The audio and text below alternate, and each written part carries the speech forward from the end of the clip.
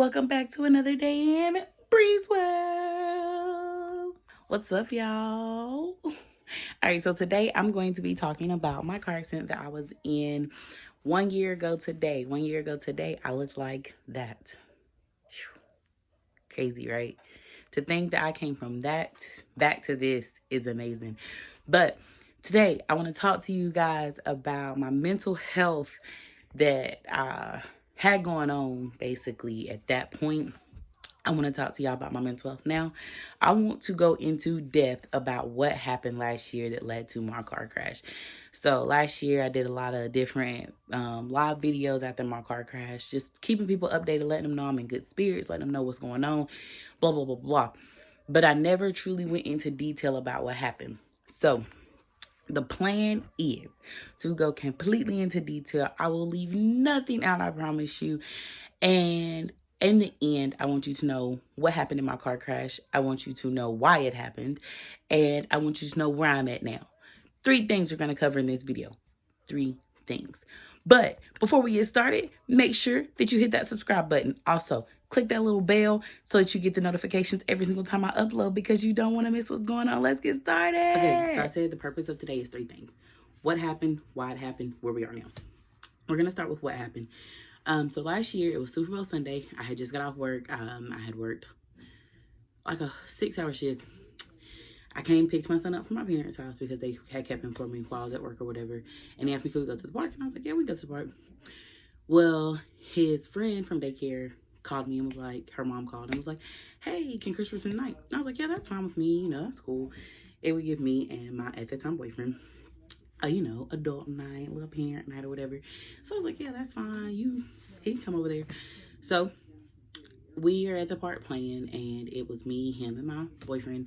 And my boyfriend wasn't really paying attention to Christopher, and Christopher was kind of like trying to get his attention. And he was kind of like, why aren't you paying attention to me? Because Christopher is a needy kid. He always needs attention. Well, he was on the phone with his baby mama, and they were talking, and so I was like, whatever, not even gonna get in that with him. So he's doing that, and Christopher is playing. I'm playing with Christopher. Well, the girl who's spending the night with her mom gets to the park, and she's like, hey, I'm here. So I'm like, okay. So I take Christopher over there, put him in the car, kiss him, tell him goodbye. I love him. All good stuff. He tells my boyfriend bye and tells him he loves him and everything. So he gets in the car. He's good to go. Well, then me and my boyfriend go back to my apartment, and we're chilling. And he's like, hey, I gotta go somewhere. Are we back? And so I'm like, where are you going? But I'm like, okay, whatever. So at that time, we shared our location with each other. So I knew where he was, when he was there, how long he was there, all that good stuff. So I'm sitting there and I'm just like, okay, that's fine. Well, time passes, probably like maybe an hour, hour and a half. And so I'm calling him, texting him, like, where you at? Like you said, you had one thing to do, a quick little errand to run. While I trace his location, and I see that he is at his baby mom's house. So now that he's at his baby mom's house. And backstory, his baby mom hated me. Like, when I say hated me, sis hated me. Like, there was nothing I could do for her to even, like, partially like me. And so it was really stressful in our relationship because he would want to, like, spend time with his daughter. He would want to see his daughter. And he couldn't because she hated me. So in turn, I hated her. So, like, he was always stuck in the middle. And I'm not that girlfriend that was like, don't see your daughter. Like, I wanted him to go and see his daughter. I wanted him to spend time with his daughter, all that. But I wanted it to be respectful. And it was really hard for it to be respectful because of the compromising situation. So it always caused problems between me and him, between him and her, between me and her. Just all around the table, it was a big ass mess. But he was over there, so I found out he's over there. So I started texting him like, if that's where you were going, you could have just said that. Like, you don't gotta hide. Like, I'm flipping out because I feel like it was disrespectful in a way. Like, go see your daughter, that's cool or whatever. But mind y'all, it's like 11:30, midnight, probably. It may have been earlier than that. Like, it originally started at about 9:30, 10-ish. So I'm texting him like, fuck you, don't talk to me. I hate you, this, that, and third, flipping out. And I want it to be known that it was not flipping out because he was over there with his daughter. I was flipping out because of other issues that have been going on in regards to the whole, you know, her and him, which is definitely another time, not this video, because I'm not talking about that. I'm talking about me. Anyway, so yeah, I'm flipping out or whatever. Well, I drive over there and I see his brother's car, so I know for a fact that he is over there. So I'm getting pissed off because just respect. Like, I felt so disrespected in the moment. And not even gonna lie, like last year in 2018, like my self-esteem and like my self-love was super low. So as soon as I felt disrespected in my relationship, or as soon as I felt disrespected by anybody, like my first thing was to go off. Like, go off, sis. And we praise God for growth. But I was pissed off. Like, I was like you're lying to me and I don't want to be lied to. So whatever. So then he doesn't text back. I see his brother's car, so I go home. I go back out and I go to the store and I get a Sex on the Beach, a Four Loko, and something else. I had 4 drinks total. So I drank 2 of them, and 3 of them. I drank 3 of them, and I was pretty drunk. Like, I was definitely feeling myself. Not even gonna lie to y'all. Like, I was like, woo, sis is drunk. So I was sitting at the house and I'm chilling. So I call him and I'm like, don't come back to my house. Like, pissed at this point. Don't come back, blah, blah, blah. So I call my guy best friend. I get on FaceTime with him. We're sitting on the phone talking when he finally comes in. So he walks in the house and I'm pissed at this point. Like, at this point, I'm just like, but I calm down or whatever, and me and my best friend are on the phone, and my best friend's like me and him start arguing. Me and my boyfriend start arguing, and he was like, he gets mad, and then my best friend's like, yo, y'all need to figure it out. Like, chill out, best friend, calm down. I'm gonna hang up and let y'all handle that. So now I'm pissed off because my best friend's off the phone. I'm pissed off because it's a whole lot going on. So my best friend hangs up and I'm like, whatever. Y'all phone with my best friend. And I'm like, we're back and forth, back and forth, back and forth. So I just was like, you know what? Fuck you. Don't talk to me. Whoop, whoop, whoop, whoop. That's that. Well, you would think that's that, but it wasn't. That wasn't that. So then after that, I get up and I go into our bathroom and I'm still cussing him out, So I call my girl best friend and I'm like, this fucking nigga, this bitch ass nigga, this and that, and do. So that's that. And that's what started the whole situation.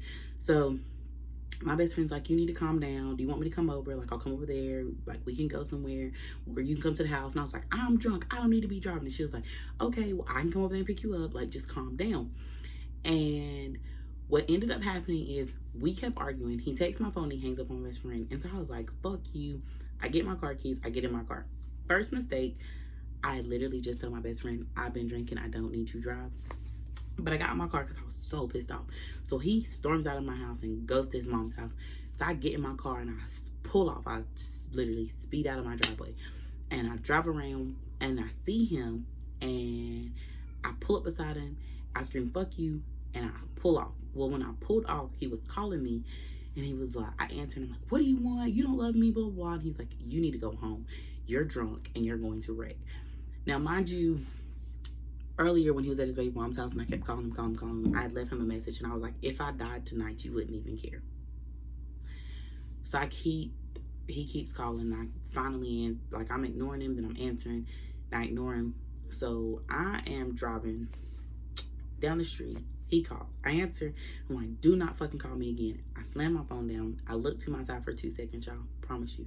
Put my phone down. When I looked up, I was driving head first or head on into a cinder block, like those little small cinder block things that you use to kind of like block off parking spots. I was driving head on into that and a fence. So when I snapped my head up and realized, like, oh shit, I'm still drinking, mind you. I have a Four Loko in my cup holder that is open that I have been drinking on while I'm driving. And I'm driving into, like, head on into this. And it hits me like, oh shit. So I go to swerve, hoping that I'm going to miss it completely. And I don't. But I did miss hitting it head on. The entire passenger side hits this, takes out the cinder block thing, takes out the fence, and my car flips 3 times, lands. The whole time I'm flipping, I'm like, oh my God, like, freaking out, y'all. Like, I was freaking out. And if you watch one of my earlier videos, it's when my face is still messed up. It's probably like a couple days after my accident. My face is still real bruised and swollen. But I share, you know, what happened during the accident. So I'm not going to reshare that, but just know that, like, I definitely had an out-of-body experience. I had seen my grandmother, my aunt, and my first love, who have all passed away.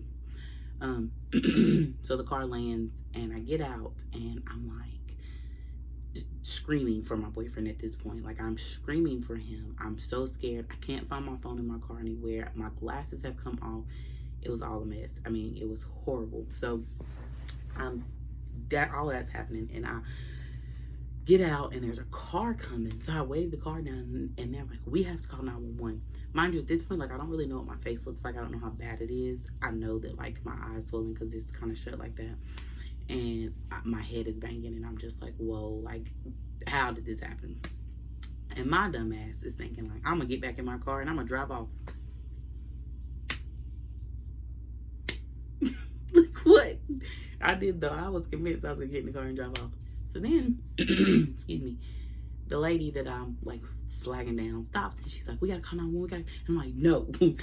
And I feel like I said no because I knew that I was drinking and driving, and I was so afraid that I was gonna get hit with a DUI. Like, I was freaking out. And I was thinking about my parents, who literally live right down the street from me. And I was like, this is just too much. Like, no, please don't call nobody. Just, I'll figure it out. Don't call nobody though. And she's like, I have to call 911. Like, you have to go to the hospital. And so I start crying, and I'm just like, please call my boyfriend. Just call my boyfriend and tell him what happened.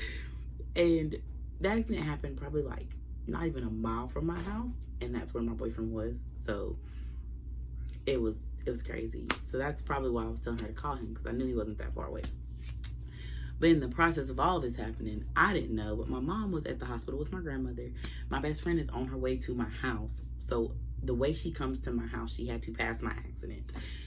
So she doesn't know what's going on. Nobody knows that I've been in this wreck except for these people that have stopped. And they call 911. I get back into my car, and I'm like, I just need to sit down. Get back into my car. That's and everything. Like I said, if you watch my earlier video, you'll know what happened when I got back in the car with my grandmother and everything. So, but I get back in my car, and that happens. Excuse me. And then that's because I passed out. So then I come back to, and as I'm coming back to, I'm getting put into the ambulance, and they're telling me, you know, like, hey, you're going to the hospital, blah, blah. So I'm in the ambulance, we're going to the hospital. They keep trying to keep me awake. Like, I'm not supposed to be going to sleep because I did hit my head in the impact. So I'm trying to stay awake and everything. I get to the hospital. Now, on the way to the hospital, I remember telling them, do not tell my mama I am here. Okay? Didn't want my mom to know. Well, like I said, my best friend is coming to my house. So coming to my house, she's driving past my crash. Well, the policemen were out there cleaning up my car. So she stops, and she's like, oh my God. And they tell her that I have been rushed to the emergency room. So her and her boyfriend come to the emergency room. Well, in the process, they see my boyfriend, who has now ran down to where my car is, and they bring him with them to the hospital.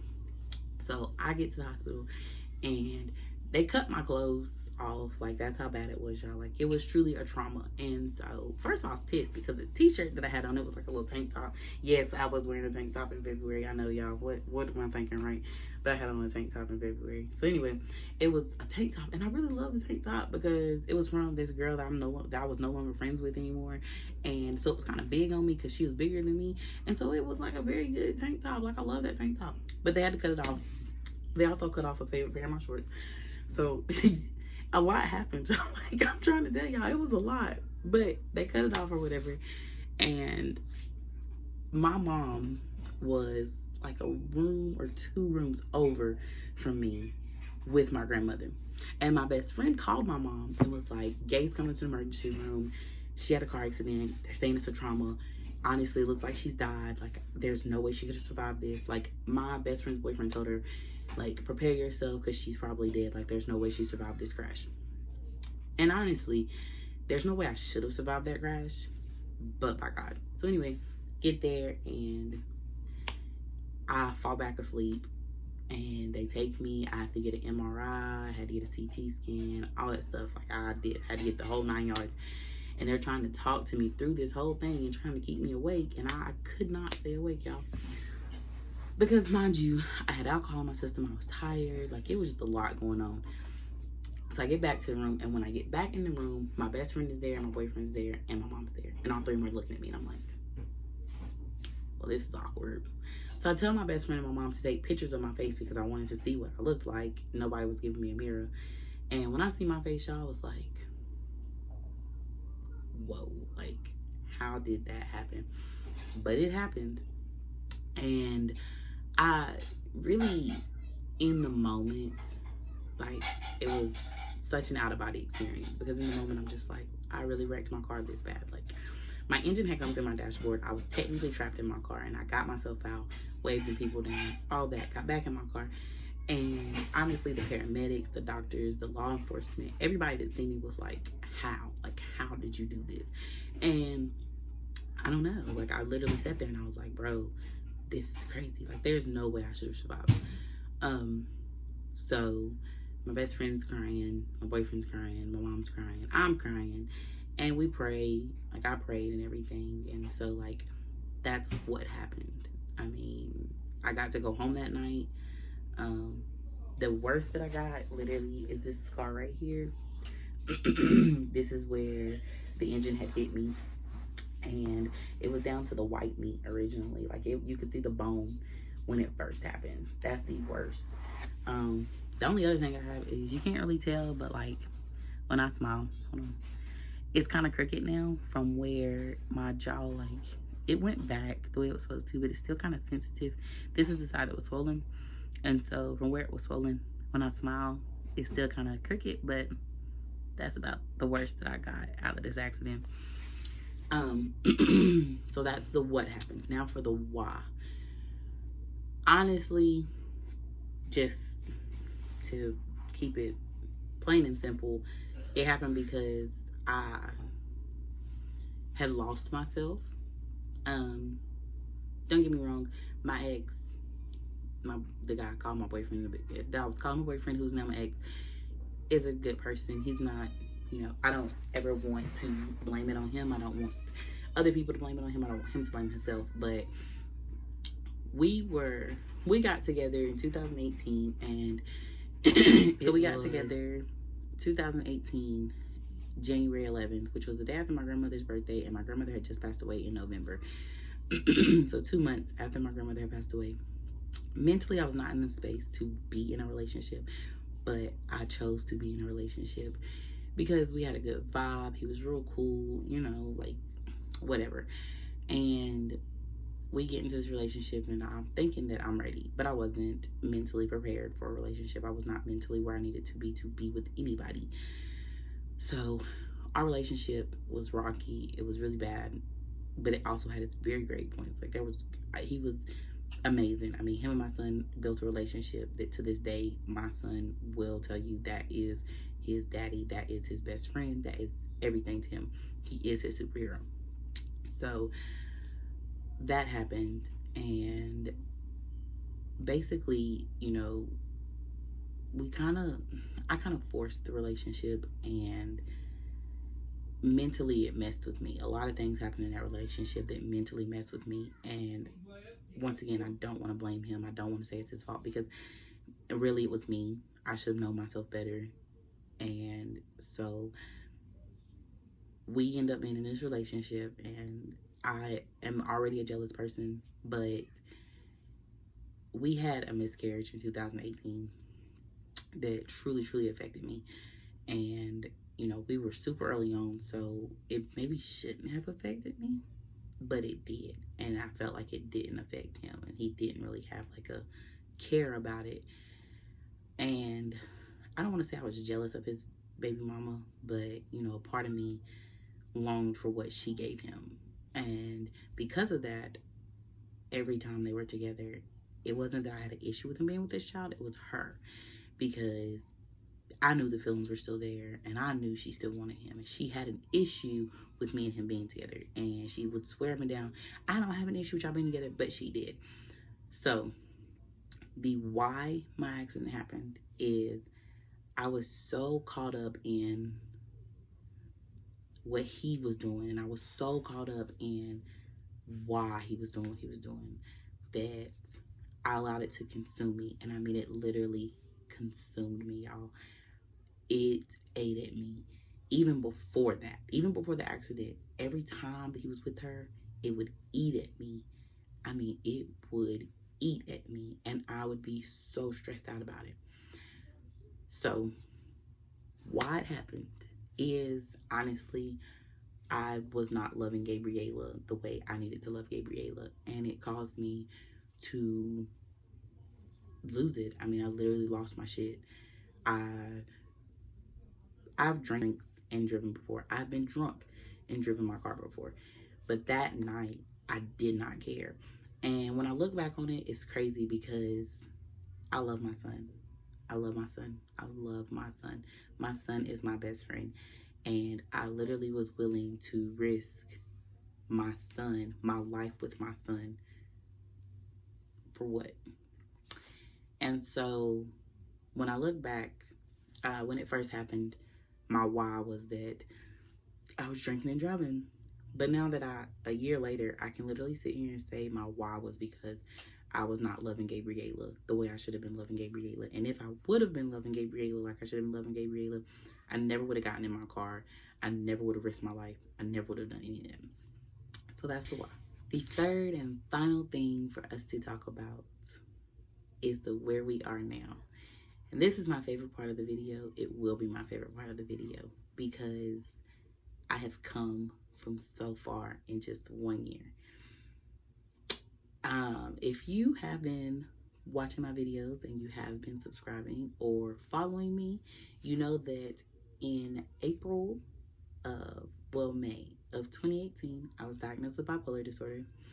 And you will know that that is what pushed me to start my YouTube channel. That is what pushed me to start my brand. It's what pushed me to start everything. I was diagnosed with bipolar disorder after I had attempted suicide. And I've come so far in 2 years. I am learning ways to deal with my disorder. I'm learning ways to catch it before it gets bad. It's been a year because I had a manic episode that night.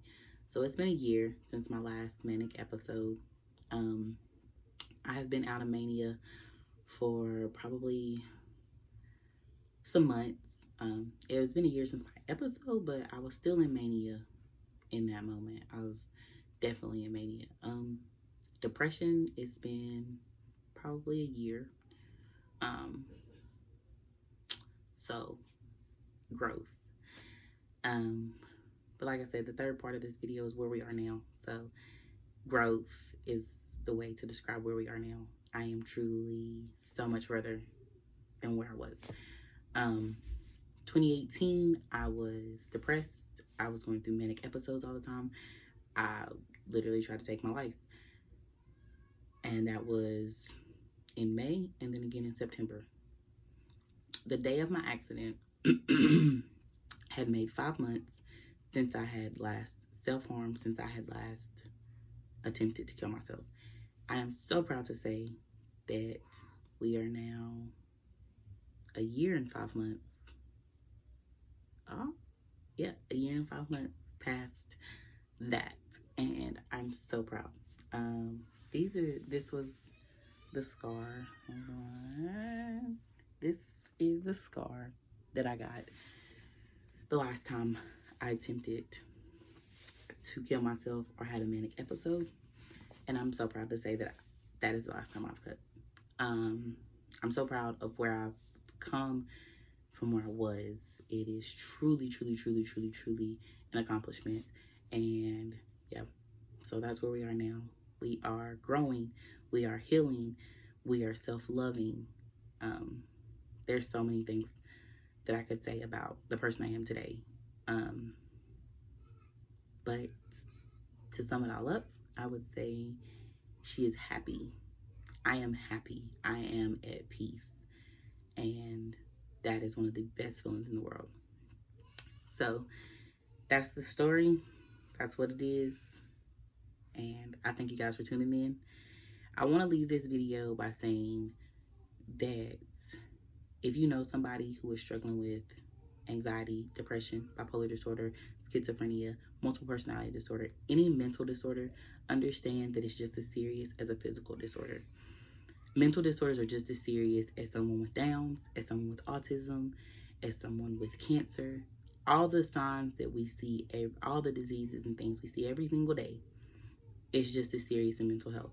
And we need to be aware of that. We need to check on our people. Check on your people. Make sure your people are good. Make sure your people are okay. Because mental health is a silent killer. Depression is a silent killer. The most depressed people in this world are the happiest people outside. But when they go home at night, when they're all alone, it's eating at them. It is swallowing them whole. So check on your people. Make sure your people are okay. And love your people. Hell, love strangers. Like, if we as a people would give a little bit more love, we would see such a decrease in suicide. We would see such a decrease in anxiety, in depression, because these things form from something. Part of the reason I'm so anxious is I've always been shy. I'm outgoing, but I'm shy all at once, because I've always been made to feel like the outcast. I've been made to feel like the weird one, the strange one. And here we are. But I'm overcoming it step by step. Doing my YouTube channel has helped me so much in stepping out of my comfort zone and being comfortable and being who I am and being comfortable in me and confident in me and all those things. And I love doing my YouTube. So, like I said, that's the 3 things. What happened, why it happened, where we are now. And always remember to check on your people. That's what I want you guys to take from this video, is know that your people need you. And sometimes they'll need you a little bit more. Sometimes they'll need you a little bit less. But always be there for your people. Always check on your people. Always make sure your people are good. I hope you guys enjoyed the video. Like I said, make sure you subscribe. Hit that little bell notification so that you can always know when I post a video. Thank you for following me on my journey. And I can't wait to give you guys more. And we out.